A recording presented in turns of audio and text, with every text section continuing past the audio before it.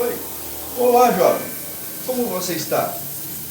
A partir de hoje, a gente vai fazer algumas aulas no ambiente que é o mais sagrado da sua casa, a cozinha. E a gente vai ressignificar algumas coisas para você entender toda a complexidade desse ambiente que você pode ter normalizado, mas ele é vital. A gente vai ressignificar algumas frases, algumas ideias, para a gente conseguir ser gente mais saudável, porque a gente consegue se alimentar de forma mais consciente. A primeira coisa que eu gostaria de desmistificar é aquela frase que algumas pessoas levam ao pé da letra e pensam que é literal a noção de que você é o que você come. Você é o que você come? Sim e não. Isso significa que quando você ingere algo, você está pondo todas aquelas partes pequenininhas que formam as substâncias, que eu já comentei, as moléculas, para dentro do seu corpo. E todo o processo metabólico, catabólico e tudo que acontece no seu organismo vai acontecer a partir do que você tem dentro dele. Você não consegue fazer uma bicicleta de bambu só tendo ferro. Você não consegue fazer uma casa de alvenaria só tendo areia. Então, você tem que entender essa ideia de que tudo que você põe para dentro vai ser o que vai gerar você. Isso em uma dimensão física. E a gente vai discutir algumas classificações de alimentos.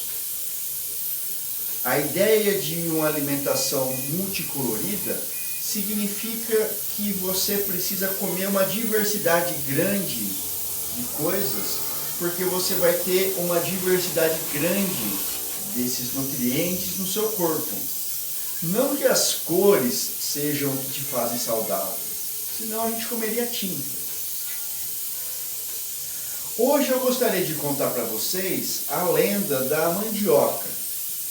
Você provavelmente já deve ter visto em várias prateleiras farinha de mandioca, tapioca, que é fécula de mandioca, inclusive a própria mandioca, que eu estou pondo para cozinhar, por sinal. Essa história me foi contada pelo Luan, um tupi daqui do interior de São Paulo, que é de onde eu moro. Ele contou a seguinte história, que em uma tribo havia um casal de velhinhos. Eles já tinham 2 taquaras para 3 taquaras de idade. Uma taquara é algo que hoje a gente conta em anos e daria em torno dos 30 anos. E eles tinham um sonho de terem um filho. Certa vez, Nhanderu os visitou num sonho e os concebeu essa gravidez.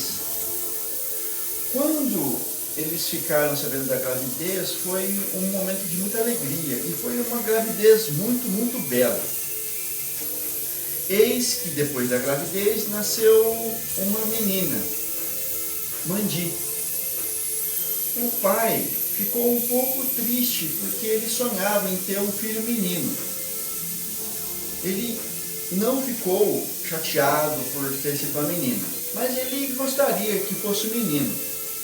Isso porque na tribo, naquela época, havia uma divisão entre coisas dos homens e coisas das mulheres, sendo que os homens saíam para fazer plantações e colheitas e as mulheres apenas ficavam lá na tribo cuidando da casa e fazendo os alimentos. Pois bem, Mandi cresceu uma menina muito bela, muito saudável e muito contente até. Uma menina de cabelos longos e uma menina branquinha, como a mandioca é. Até dá para especular que ela fosse uma albina. Pois bem, o fato dela ser um pouco diferente gerava um certo estranhamento. Não havia um desgosto por ela, mas aquele distanciamento daquilo que é levemente diferente. E Mandi por vezes se entristecia. Mandi gostava de ser alguém livre. Mandi queria fazer as coisas dos meninos, mas ela não podia. Então, um dia Mandi foi prometida em casamento. A tribo passava por um período de seca muito drástico e várias pessoas e várias famílias e vários clãs de lá estavam começando a ter problema com fome. E essa situação, somada com um casamento que restringiria mais ainda a Mandi, deixou ela chateada, cabisbaixa. Ela não comia, não bebia. Quando ela saiu para meditar pela floresta. Foi uma meditação que acabou sendo eterna. Mandi foi, depois de alguns dias, encontrada morta.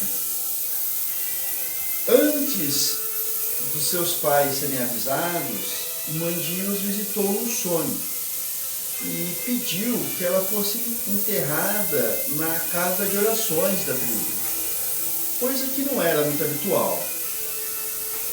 Os pais já estavam sabendo do falecimento da Mandi antes dos colegas de clã contarem para eles. E foi pedido por eles que Mandi fosse enterrada na casa de orações. Antes mesmo de ser negado, Tupã enviou um trovão e aquilo foi um sinal. Então foi dado um ok para ela ser enterrada lá.